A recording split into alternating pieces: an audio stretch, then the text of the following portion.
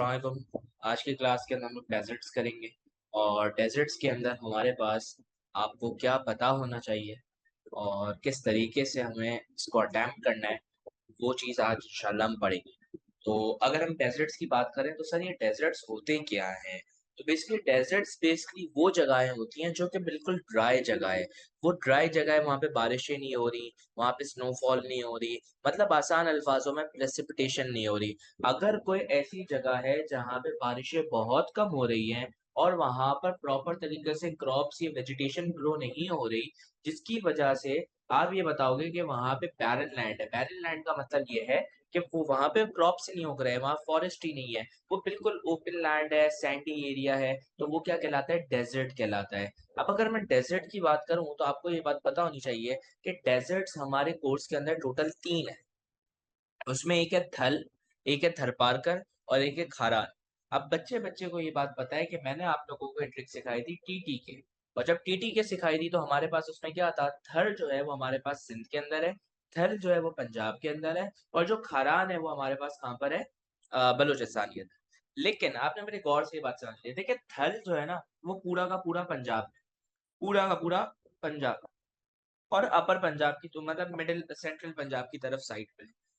अगर मैं बात करूँ खरान की, तो खरान भी मेरे पास पूरा का पूरा कहाँ पर है? बलोचिस्तान के अंदर है। कहाँ पर है? बलोचिस्तान के अंदर है।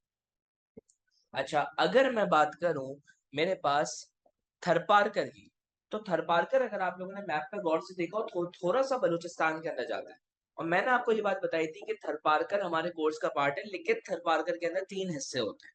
थरपारकर के अंदर 3 हिस्से किस तरीके से होते हैं कि सबसे ऊपर वाला जो एरिया है, वो कौन-सा कहलाता है? वो कहलाता है चोलिस्तान। चोलिस्तान के बाद है नारा और नारा के बाद है थर। तो अगर मैं बात करूँ कि हमारे पास चोलिस्तान, नारा और थर, तो चोलिस्तान वाला जो हिस्सा है ना वो पंजाब में, पंजाब के अंदर और बाकी नारा और जो थर है, वो हमारे पास कहाँ पर है? वो सिंध के अंदर ही। तो ये बात हमें पता होनी चाहिए। अब अगर मैं बात करूँ कि सर डेज़र्टेड एरियाज़ की टोपोग्राफी कैसी होती है? टोपोग्राफी का मतलब है कि भाई वहाँ का लैंड कैसा है? तो अगर मैं बात करूँ तो आप ये बताओगे कि वहाँ पर बेसिकली जो सैंड है, वो सैंडी है, वो गीली सॉइल नहीं है, लोमी या क्लेई सॉइल नहीं होती, सैंडी होती है। फिर आप ये बताओगे कि वहाँ हवा ज़्यादा चलती है क्योंकि वहाँ पे कोई फॉरेस्ट वगैरह नहीं होते। अब जब फॉरेस्ट वगैरह नहीं होते तो बिल्कुल ओपन होता है। जब वो बिल्कुल ओपन होता है तो हवाएँ चलती हैं तो उस हवा में सैंड उड़ती है। फिर आप ये बता सकते हो कि हमारे पास क्या होता है कि उधर डेज़र्ट मतलब बिल्कुल डेज़र्टेड एरिया होगा, वहाँ पे फॉरेस्ट नहीं उगे हुए होंगे, वहाँ पर क्या होगा कि बिल्कुल ओपन लैंड होगी। तो वो हमारे पास क्या कहलाता है? डेज़र्टेड एरिया कहलाता है। उधर की टोपोग्राफी कैसी है? थोड़ी-सी रफ टोपोग्राफी है। सैंड ड्यून्स होंगे वहाँ पर, क्या है कि सैंडी एरिया है, सॉइल बिल्कुल गीली नहीं होगी। आप ये बताओगे कि वहाँ पर क्या होगा कि कहीं-कहीं पर स्टीप स्लोप्स भी होंगे। आप ये बताओगे कि हमारे पास वहाँ पे क्या नहीं होंगे? फॉरेस्ट नहीं होंगे। तो ये आपने बता दी। अब पेपर के अंदर आपसे पूछा जाएगा कि अगर एक इंसान डेज़र्टेड एरियाज़ में रह रहा है, तो उसको डेज़र्टेड एरियाज़ में रहने के क्या प्रॉब्लम फेस हो रहे होंगे? डेज़र्टेड एरियाज़ में रहने के क्या प्रॉब्लम फेस हो रहे होंगे? तो सर आप क्या बताओगे? कि अगर डेज़र्टेड एरिया है तो उधर रफ टोपोग्राफी है, वहाँ पे रोड्स इतने अच्छे नहीं बनेंगे और अगर बनेंगे तो बहुत एक्सपेंसिव बनेंगे। अगर मैं डेज़र्टेड एरियाज़ की बात करूँ तो वहाँ पे बारिश नहीं हो रही, जब बारिश नहीं हो रही तो लोग पानी नहीं पिएँगे और जब लोग पानी नहीं पिएँगे तो डिहाइड्रेशन होगी। क्रॉप्स नहीं उगेंगे तो फूड शॉर्टेज होगी, बाहर से मँगाना पड़ेगा तो एक्सपेंसिव पड़ेगा। फूड शॉर्टेज होगी तो लोगों को जब खाना नहीं मिलेगा तो मेल न्यूट्रिशन हो सकता है कि मतलब शॉर्टेज ऑफ न्यूट्रिएंट्स हो सकता है।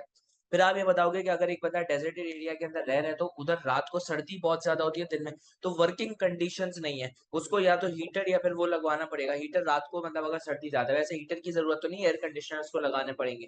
फिर आप ये बताओगे वर्किंग कंडीशंस नहीं है इतनी अच्छी।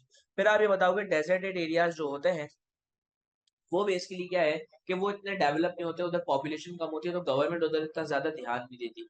तो ये डेज़र्टेड एरियाज़ के कुछ प्रॉब्लम्स हैं, है ना? आप आउट ऑफ द बॉक्स भी सोच सकते हो कि डेज़र्टेड एरियाज़ में क्या प्रॉब्लम्स इंसान को फेस हो सकती हैं। तो ये हमारी कहानी थी कि सर डेज़र्ट क्या होता है? डेज़र्ट आपके पास वहाँ की टोपोग्राफी कैसी है और वहाँ पे लोगों को रहने का क्या प्रॉब्लम फेस हो रही है? तो होपफुली आप लोगों को डेज़र्ट समझ आ गए होंगे।